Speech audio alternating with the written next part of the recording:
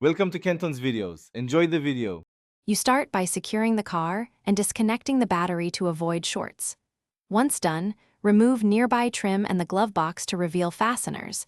This gives you immediate access to dash mounting screws.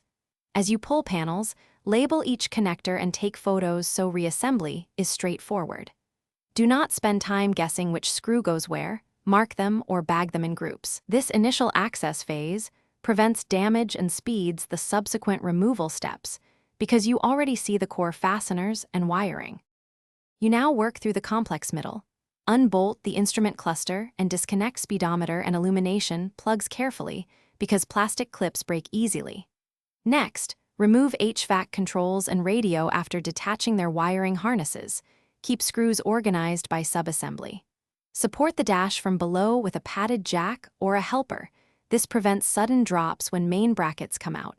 Make sure to free grounding wires before lifting. These steps let you separate subcomponents methodically and avoid straining harnesses or cracking. You're ready for the final extraction.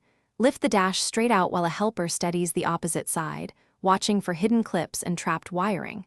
Once free, set it on a padded bench and inspect mounting points for damage. Reinstall in reverse order, reconnecting harnesses and torquing bolts to factory specifications. This ensures fit and safety.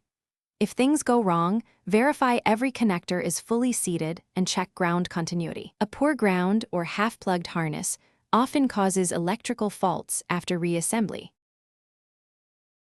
Thanks for watching. Consider subscribing if we helped you.